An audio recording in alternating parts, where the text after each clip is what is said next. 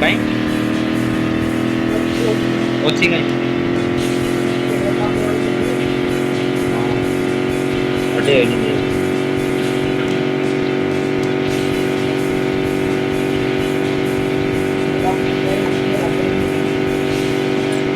ત્રીસો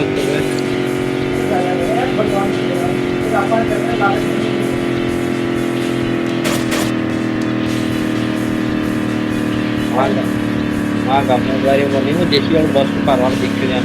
हैं एक बार अरे जरी जी भी का 2 लाख में बढ़िया थैली बढ़िया हो जानी है बैंक में जल्द जमा कर